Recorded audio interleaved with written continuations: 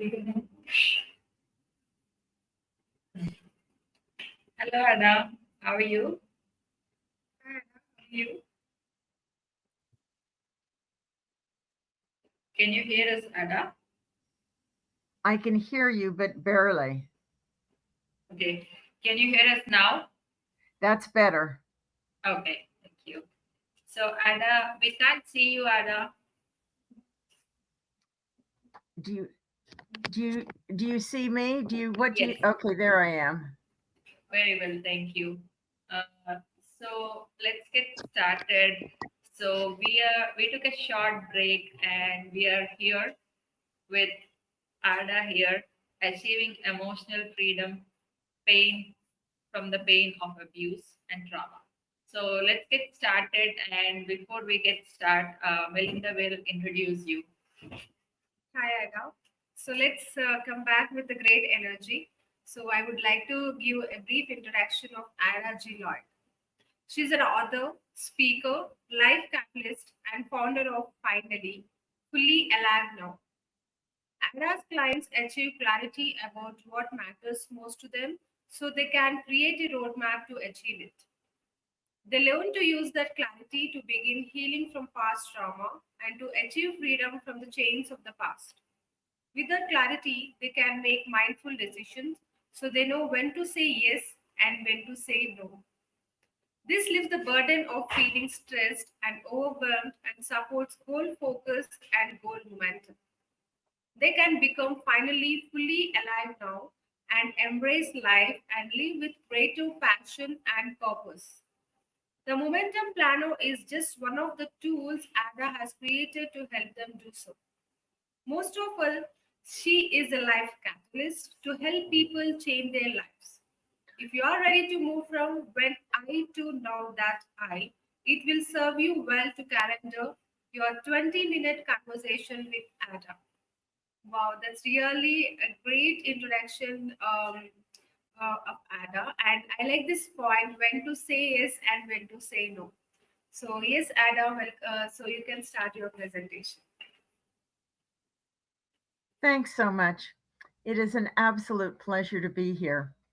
Good morning, good afternoon, good evening, wherever you are, someplace in the world. So, the question I would like to ask you is, do you hear voices that tell you that you are amazing, that you are absolutely able to do everything that you want to do, that you're incredible, that you're unstoppable? I'm not seeing a lot of heads nodding. I suspect that maybe you are more likely to hear voices like most of us that tell us that you are incapable of doing something, that you're inadequate, that you're not good enough, that you're not smart enough, that you're too old, that you're too young, that you're too fat, that you're too skinny, that you don't have the right connections, the right education, et cetera, et cetera, et cetera. Those are the voices that are legacy voices. They come from legacy experiences, things that we have had in our past. And sometimes we're aware of those things and how they impact our life in the present. And sometimes they impact our life in the present without us consciously being aware of them. I want to tell you about my client, Jody. Jody's an absolutely incredible woman. She's attractive, she's articulate, she's brilliant. She's been an accountant in her entire adult life. She had a bookkeeping practice at the time that she and I first connected. And unlike most of my clients, she had not experienced significant abuse in her childhood. And she had come to me about things that were in her adulthood. And so we were talking one day about something that she was concerned about. And along the way, I had become aware that she was a CPA, but she didn't identify as a CPA. And that confused me because I've been around CPAs my entire life and I understand what's involved educationally in terms of experience and in terms of the CPA exam itself to earn that designation. But I hadn't had the right opportunity to ask her why she wasn't using that designation that she had earned.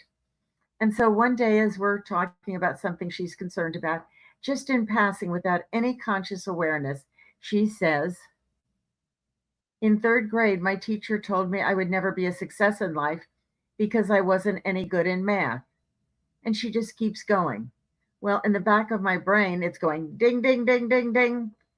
After we continued the conversation that she was focused on, I circled back and I asked her about her experience in third grade. And she said, well, there's really nothing else to tell. And I said, does that have anything to do with why you don't identify as a CPA? Light bulb went off. Boom. I don't feel worthy of being a CPA. She did not feel worthy of claiming something she had earned because of what a bullying third grade teacher had told her 55 years before. So, my question is, what did she lose financially in those years? Obviously, a CPA gets paid a whole lot more than a bookkeeper for doing some of the same functions. Obviously, and a CPA can do more. What had she lost in terms of opportunities not identifying as a CPA? What had she lost in terms of her self esteem and her ability to achieve the things that were important to her because of the legacy of that voice that she wasn't even aware of, telling her that she would never be a success in life? My question to you is, what voice in the back of your head is telling you that you can't be a success in life or that you can't accomplish something that is important to you to accomplish? Take out a piece of paper, write down the name of the person whose voice it is that you hear, and just in a word or two, what it is that they said or that you experienced that is or maybe is impacting your life today.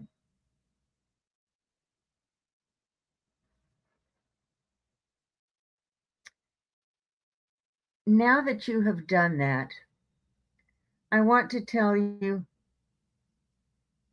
no, I want to have you think about something. The voice that you hear may be your own voice. Now, why would you tell yourself that you were too stupid, that you didn't have the right connections, that whatever, that you couldn't succeed? When you tell yourself something, you believe that you're telling yourself the truth. Because why would you lie to yourself?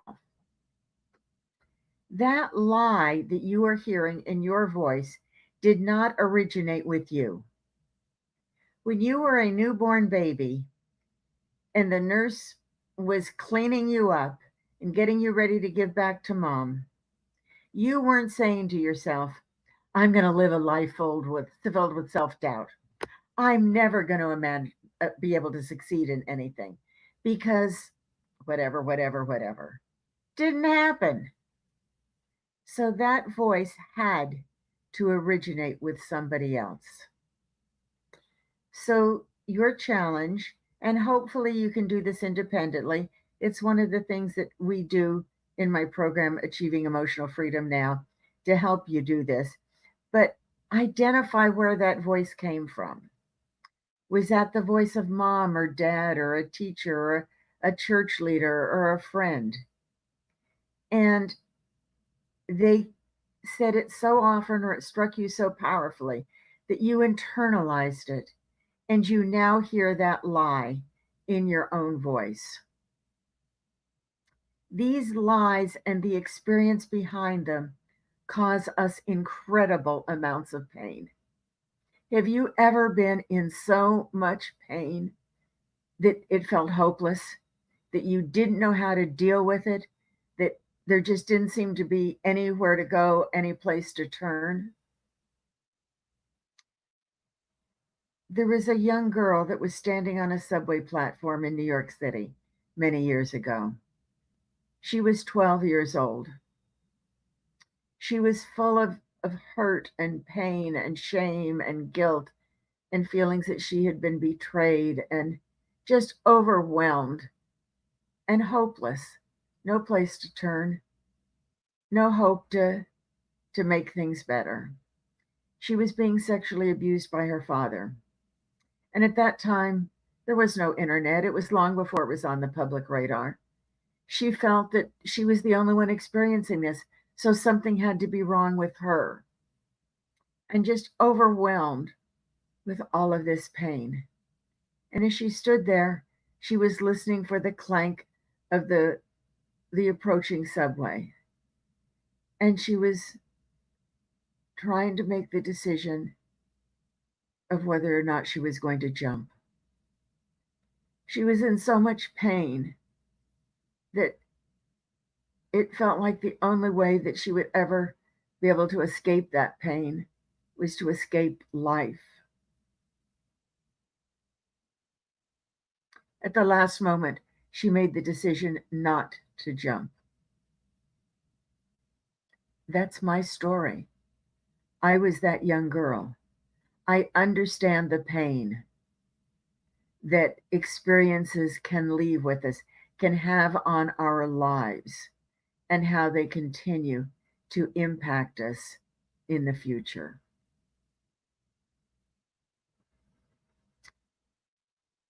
I looked for a socially acceptable way to run away. I managed to do that 1 month after my 16th birthday when I got myself on a college campus 2,500 miles from home. I managed to leave the physical fear behind, but I took all of the emotional crap with me.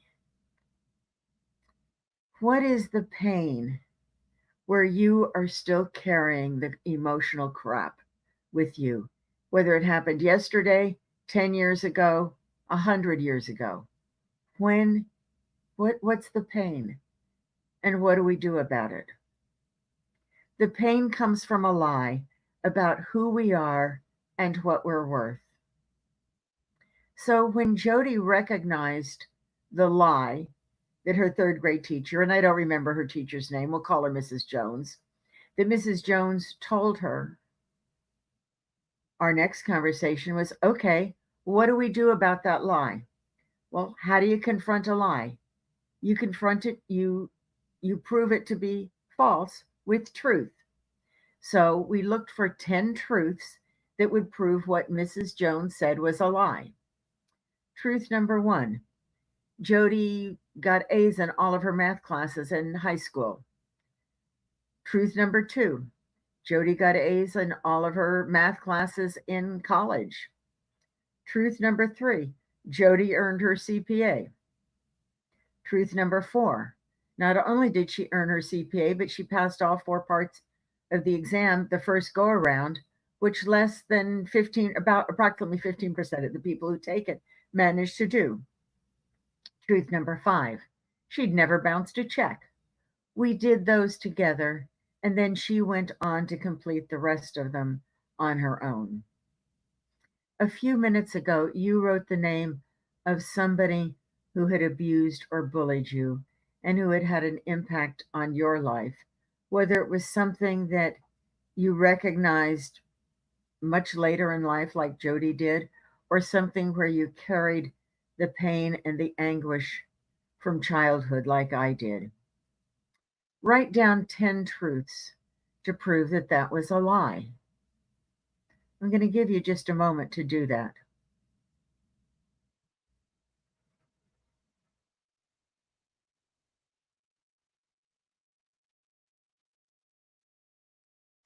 When I was going through this process, there were no books, there were no programs, there was nothing to help me heal. And a few years after I got myself on a college campus, I received a life altering epiphany. You are not responsible for your father's choices, but you are responsible for how you allow them to impact your life. So at that point, I delved into the self help arena and I looked for pieces that might help. And I would take a piece that looked promising, try it out.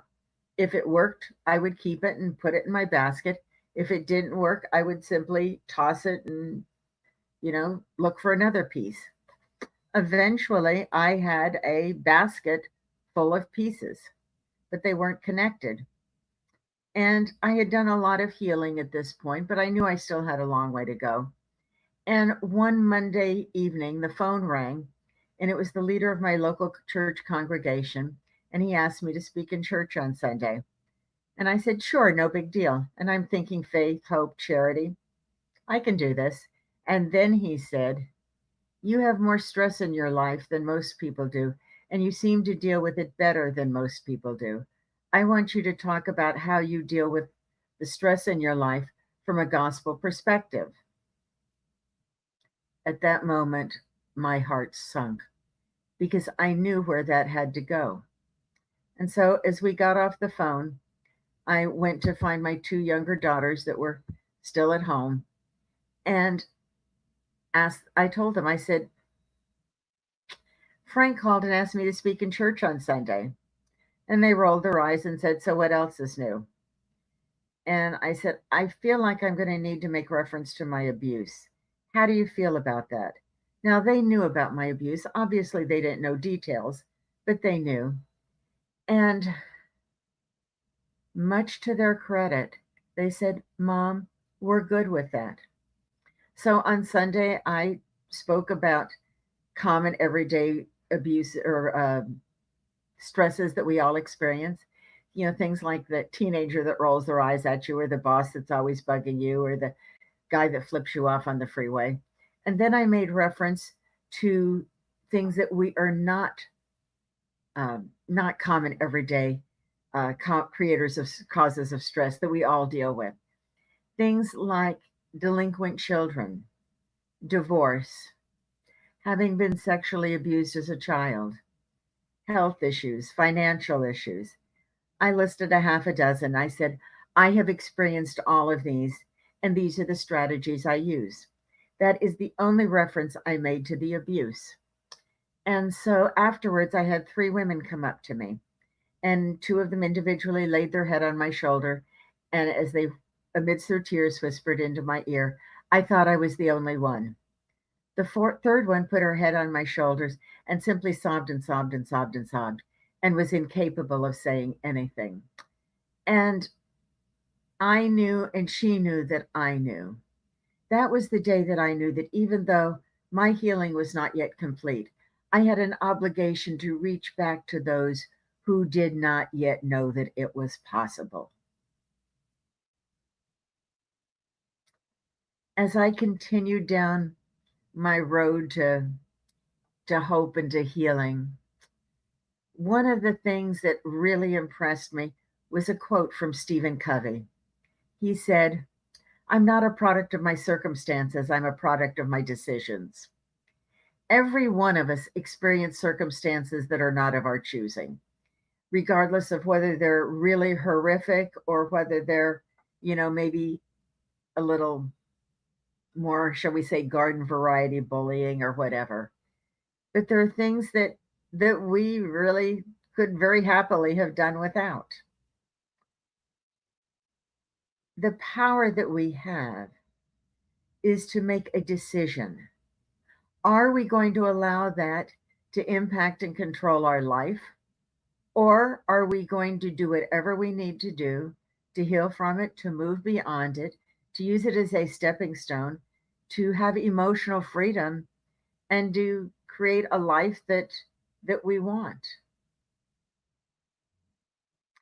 I am so grateful to be able to tell you that from all of the crap that I experienced, not only the sexual abuse, but a lot of other things that I experienced growing up, that they have empowered me to be able to share my story and to be able to help those who do not yet believe that it is possible for them. When I left for college, I had a facade that was out there. It was confidence and competence and capability. And back here behind the facade, there was all sorts of brokenness and crap and pain that were still going on. Have you ever presented a facade to the world to make everything look like it was good, where behind the facade you were falling in apart and just didn't know what you were going to do and where you were going to turn and how you were going to deal with anything? So here's what I found out. That facade got cracks in it and it got chinks in it. And I frantically tried to patch those cracks and make them go away. But as my healing continued, I found that I no longer needed to patch those cracks and try to make them go away. And I got to the point where I was totally able to knock down the rest of that facade that was still there.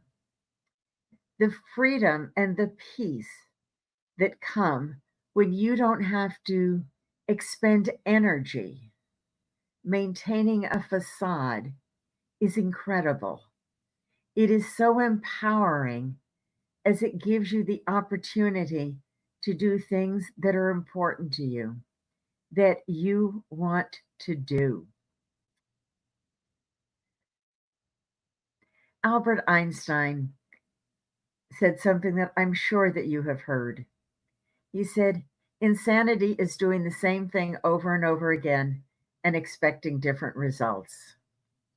How often have you done the same thing over and over again only to get the same results?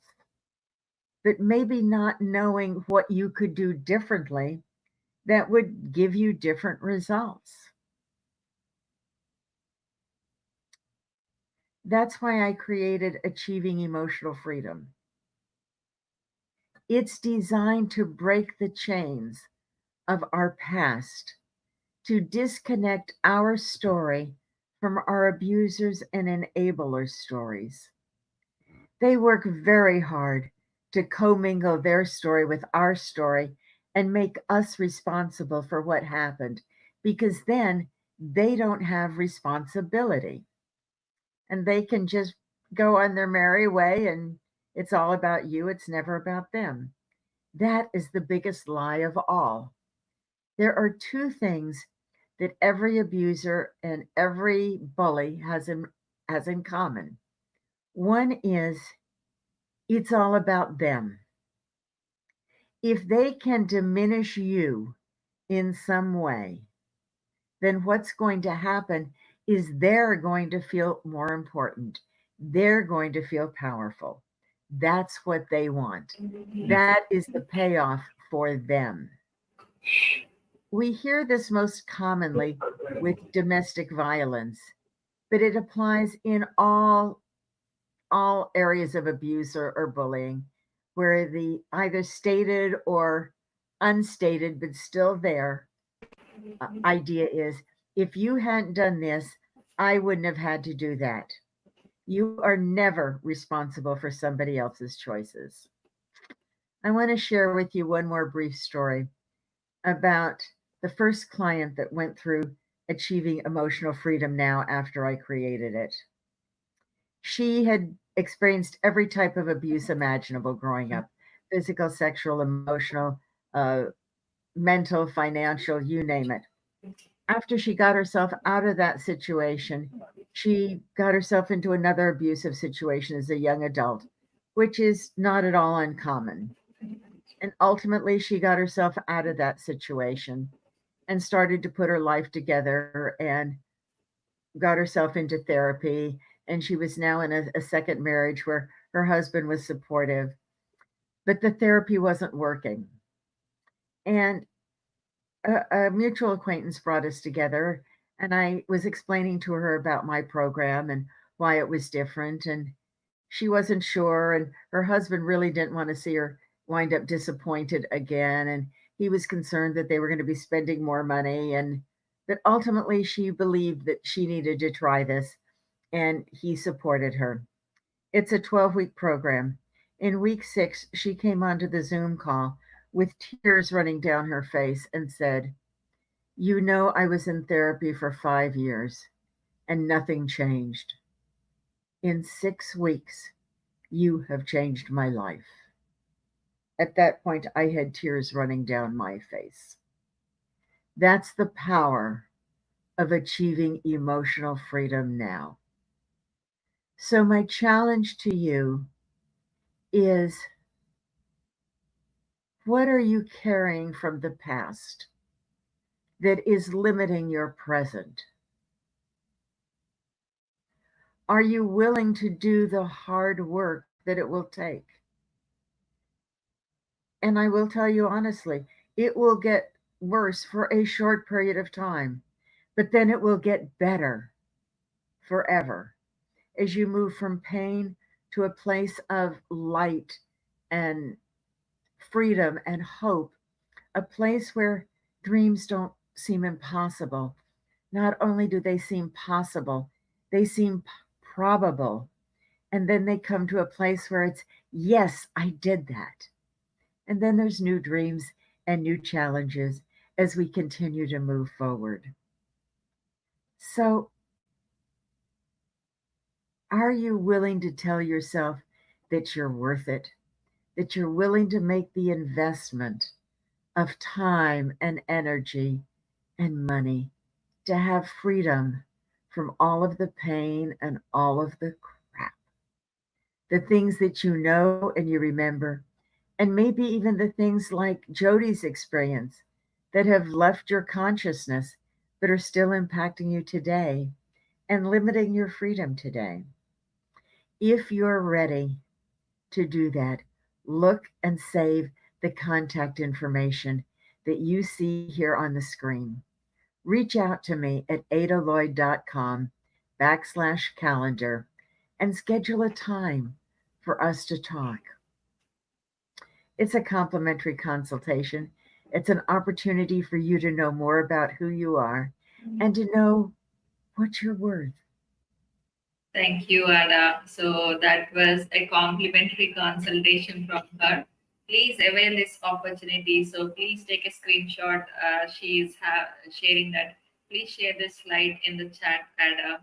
So, Melinda, you have a question for her? Yes, Ada, we do have a question from our audience. Can you explain how clarity aids in healing from past trauma? I'm sorry, I had a hard time hearing you. Can you explain how clarity aids in healing from past trauma? So, one of the keys to healing from past trauma is to separate your story from the stories of others that were responsible for your trauma. Now, I'm going to assume for a minute that the trauma isn't something like a car accident, because that puts a totally different situation on it. But if it's a trauma that you experienced as the result of somebody else's abuse, which is where most trauma comes from, even though we sometimes don't recognize it as abuse, it is. And we separate your story from their stories. When we separate out their stories, it gives you the freedom to claim who you are, own your own story, which is what you experienced, what you heard, what you felt about it, what you feel about it today. And when we separate those stories, that's what begins the healing process. And I'd be happy to talk to you in more detail and answer more questions, but that's sort of the simple explanation I can give you within our time frame here. Thank you so much, Ada, for that answer. So, ladies and gentlemen, that's Ada Lloyd, achieving emotional freedom from the pain to abuse and trauma. Please reach out to us, have some sessions with her.